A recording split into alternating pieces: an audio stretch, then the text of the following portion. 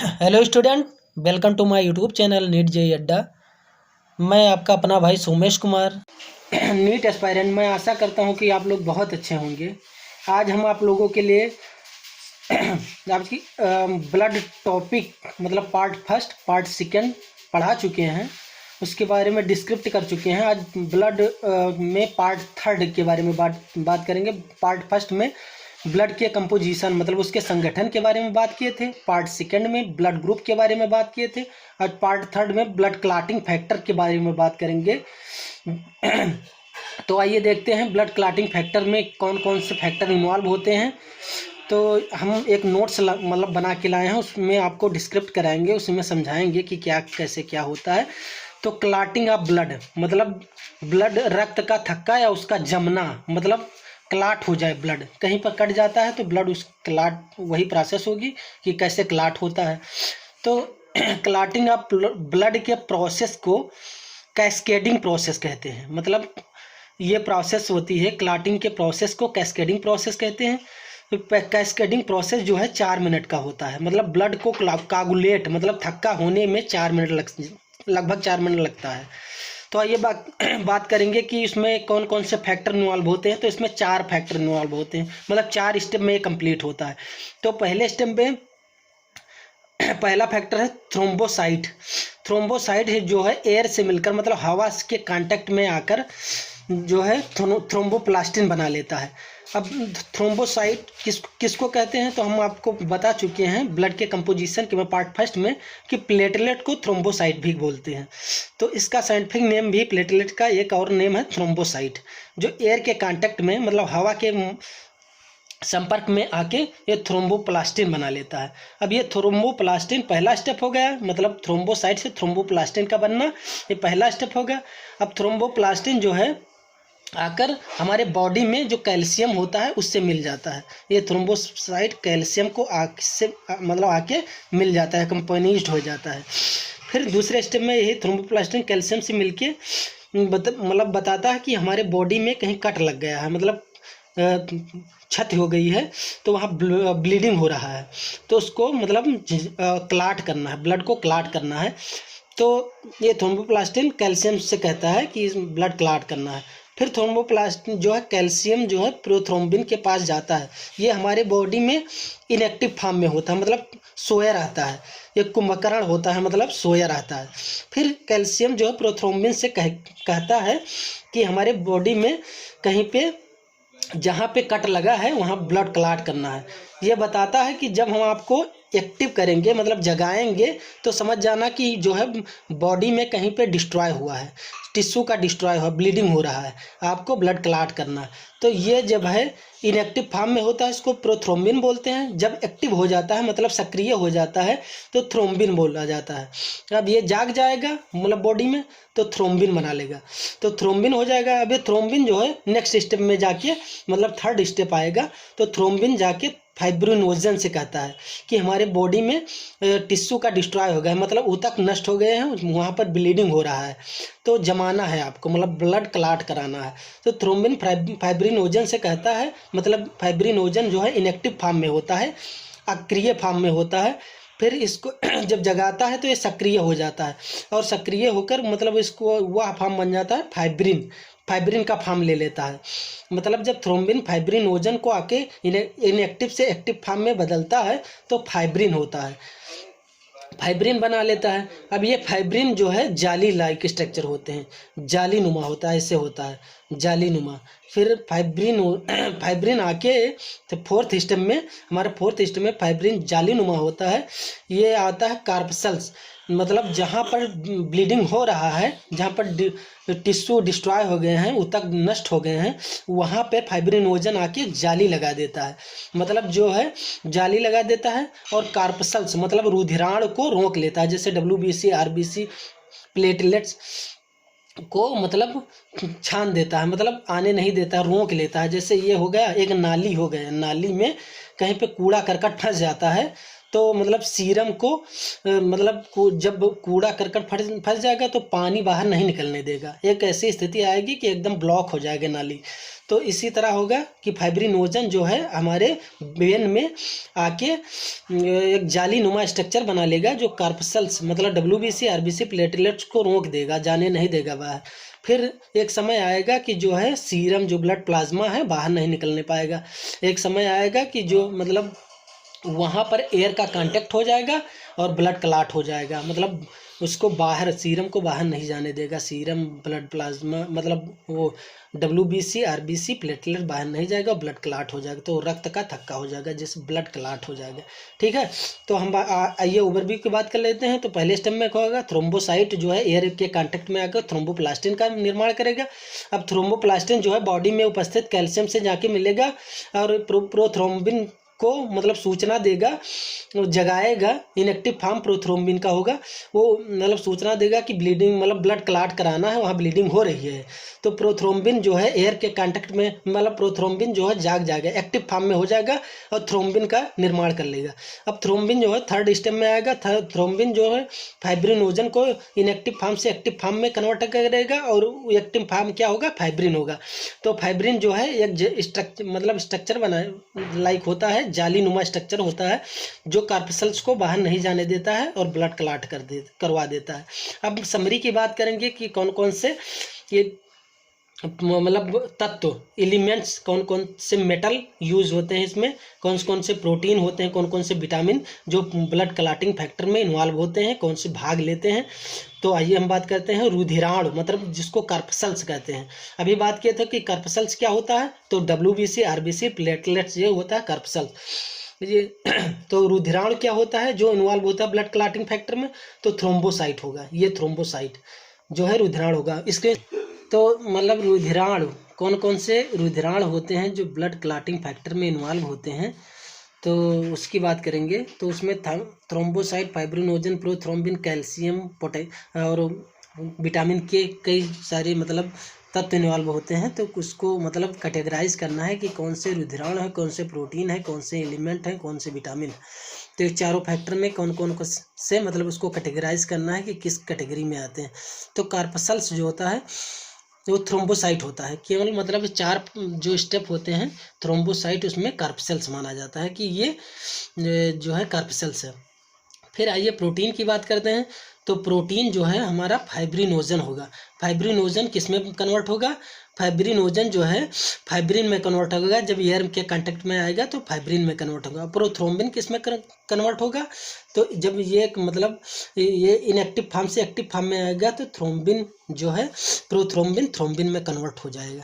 तो ये प्रोटीन जो होता है फाइब्रिनोजन होगा, प्रोथ्रोम्बिन होगा। ये तो क्वेश्चन कंपटीशन में पूछता है कि मतलब ब्लड क्लाटिंग फैक्टर में इन्वॉल्व होने वाले प्रोटीन के नाम बताइए, तो आप बताएंगे फाइब्रिनोजन और प्रोथ्रोम्बिन। आप टिक कर लीजिएगा क्या होगा, फाइब्रिनोजन और प्रोथ्रोम्बिन, ये ऐसे हाईलाइट कर लीजिएगा, इंपॉर्टेंट है कंपटीशन के बेस से बहुत ज़्यादा इंपॉर्टेंट। थ्रोम्बोसाइट जो होता है कार्पसल्स होगा और फाइब्रिनोजन होगा और प्रोथ्रोम्बिन होगा, ये प्रोटीन होगा। अब आइए बात करते हैं नेक्स्ट एलिमेंट्स की। तो उसमें आएगा तत्व या धातु, जिसको बोलते हैं इंग्लिश में एलिमेंट्स या मेटल। ठीक है, तो कौन कौन से तत्व होते हैं जो ब्लड क्लॉटिंग फैक्टर में इन्वॉल्व होते हैं, इन्वॉल्व मतलब भाग लेते हैं। तो कैल्शियम जो है इन्वॉल्व होता है, ये होता है हमारा तत्व। कैल्शियम हमारा तत्व होता है, ये ब्लड क्लॉटिंग फैक्टर में इन्वॉल्व होता है। फिर आइए बात करते हैं विटामिन के की। तो विटामिन के बहुत बड़ा रोल निभाता है। आप लोग सुने होंगे कि ब्लड क्लॉटिंग फैक्टर के मतलब कौन सी विटामिन यूज होती है, तो मतलब छोटी क्लास में जैसे क्लास 4th या 5th में सुने होंगे कि कौन सा विटामिन इन्वॉल्व होता है जो ब्लड को क्लॉट करता है। तो मोस्ट इम्पॉर्टेंट विटामिन के विटामिन जो होता है ये इम्पॉर्टेंट है, मोस्ट इम्पॉर्टेंट। तो ये विटामिन के जो होता है इन्वॉल्व होता है ब्लड क्लॉट को हेल्प करने में। अब आइए हम बात करते हैं इसके अगेंस्ट एक प्रोटीन काम करती है जिसका नाम है हिपैरिन। एक तत्व होता है हिपैरिन, जो ये तो मतलब चारों होते हैं, जो ये चारों इन्वॉल्व होते हैं ब्लड क्लॉट को कराने में। किस को कराने में, ब्लड क्लॉट मतलब रक्त को ब्लड क्लॉट रक्त को थक्का कराने में। लेकिन ये जो होता है हेपैरिन जो होता है रक्त को थक्का होने से रोकने में मदद करता है, नेचर ने बहुत हमारे बॉडी में बहुत अच्छा कॉम्बिनेशन रखा है कि जो है मतलब ब्लड क्लॉटिंग फैक्टर भी होता है और ब्लड एंटीकोगुलेंट फैक्टर होता है। इसको एंटीकोगुलेंट बोलते हैं, एंटी क्लॉटिंग फैक्टर हिपैरिन को बोलते हैं। तो मतलब जब एंटीकोगुलेंट ये हिपैरिन कब काम करता है, बॉडी में जब ब्लड कोगुलेट मतलब बॉडी के अंदर ब्लड क्लॉट हो जाएगा तो इसमें मतलब बहुत डेंजरस हो जाएगा, मतलब मृत्यु हो सकती है, पर्सन की मृत्यु हो सकती है, व्यक्ति की मृत्यु हो सकती है। तो उसको मतलब ब्लड क्लॉट ना होने पाए तो हमारे बॉडी में एक हिपैरिन जो है ये लीवर में बनता है। तो इसको जो है उसमें सिक्रीट करता है ब्लड में कि जहाँ पर ब्लड क्लॉट होती है उसको रोकने के लिए हिपैरिन जो है ये चारों मतलब कहते हैं कि ब्लड क्लॉट करेंगे कहीं भी बॉडी में तो उसको हिपैरिन जाके एंटीकोगुलेंट कर देता है, मतलब उसको क्लॉट नहीं होने देता है। इसको इसके अगेंस्ट काम करता है, इस चारों के अगेंस्ट हिपैरिन काम करता है। तो जब बॉडी में ब्लड क्लॉट हो जाएगा वेनेशन में तो ब्लड का सर्कुलेशन नहीं हो पाएगा, मतलब परिसंचरण नहीं हो पाएगा, ब्लड का फ्लो जो है आर्टरी या वेन में नहीं हो पाएगा। तो यदि मतलब नहीं हो पाएगा तो ब्लड की जो नसें हैं वेन है वो फट जाएंगी। तो इससे जो है बॉडी में जो सर्कुलेशन होगा वो मसल्स वगैरह में मतलब मसल में होने लगेंगी, तो इससे पर्सन की डेथ हो सकती है। तो इसीलिए हेपैरिन जो है एंटीकोगुलेंट बॉडी में रहता है कि मतलब हमारे बॉडी में कहीं पे बॉडी के अंदर ब्लड नहीं होना चाहिए, ब्लड कोगुलेट नहीं होना चाहिए। ब्लड कोगुलेट कहाँ होता है, ब्लड जो है कोगुलेट बॉडी के सरफेस पे होता है जहाँ पर एयर होती है। हाँ, ये हेपैरिन कहाँ काम करता है, जहाँ हेपैरिन जो है एयर के कांटेक्ट में आकर डेड हो जाता है, मतलब ये मर जाता है जो हेपैरिन होता है। तो हेपैरिन जो है जब डॉक्टर इंजेक्शन वगैरह देते हैं तो उसमें जो एयर होती है उसको निकाल देते हैं। किस लिए क्यों निकाल देते हैं, क्योंकि जो एयर होती है वो वेन में चली जाएगी तो हिपैरिन जहाँ पर जाए मतलब जहाँ पर एयर जाएगी वहाँ का हिपैरिन डेड हो जाएगा, मतलब मर जाएगा। तो वहाँ पर ब्लड कोगुलेट होने की संभावना हो सकती है, मतलब हो जाएगी, जिससे जो है आर्टरी फट जाएगी और डेथ हो जाए, अल्टीमेटली पर्सन की या पेशेंट की डेथ हो सकती है। तो इसलिए हिपैरिन जो है आर्टरी में मतलब एयर के कांटेक्ट में नहीं, मतलब जहाँ पर एयर नहीं होती वहाँ पर काम करता है। और ये जो है एयर के कांटेक्ट में ये चारों फैक्टर एयर के कांटेक्ट में 4 मिनट में ब्लड कोगुलेट करते हैं। उसके बॉडी के अंदर हेपैरिन जो है ब्लड एंटीकोगुलेंट के काम की तरह कार्य करता है। अब आइए बात करते हैं कि जो फाइब्रिनोजन है, तो फाइब्रिनोजन क्या है, ये प्रोटीन है, और प्रोथ्रोम्बिन है, ये भी प्रोटीन है, और हेपैरिन जो है एंटीकोगुलेंट फैक्टर। ये तीनों जो हैं हमारे लीवर में बनती हैं। लीवर में हम पढ़ाए थे आप लोगों को, मतलब नेक्स्ट चैप्टर में, अभी भी वीडियो अपलोड नहीं किया लेकिन कर देंगे, तो उसमें बताया था कि लीवर का काम भी जो है फाइब्रिनोजन, प्रोथ्रोम्बिन और हेपैरिन। जब फंक्शन आप लीवर पढ़ेंगे तो उसमें बताएंगे कि इसका काम क्या होता है। तो फाइब्रिनोजन प्रोटीन का, प्रोथ्रोम्बिन प्रोटीन का, हेपैरिन प्रोटीन का निर्माण करता है। ठीक है, तो आइए हम बात करते हैं विटामिन के। तो विटामिन के समरी के बारे में, थोड़ा सा ओवरव्यू के बारे में बात कर लेते हैं। तो इसकी कमी से रक्त का थक्का नहीं होता है, मतलब जब विटामिन के की बॉडी में कमी हो जाएगी तो ब्लीडिंग होता रहता है, मतलब होने लगती है और रुकता नहीं है। अब इसके केमिकल नाम के बारे में, रासायनिक नाम क्या है इसका, रासायनिक नाम जो होता है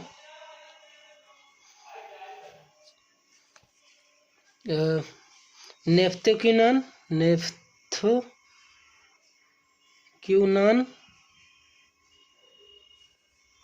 और दूसरा फाइलोक्विनोन। ये मतलब कोई भी मेडिसिन लेंगे आप तो इसी केमिकल नाम से लेंगे तो समझ लेंगे कि विटामिन के का नाम है फाइलोक्विनोन।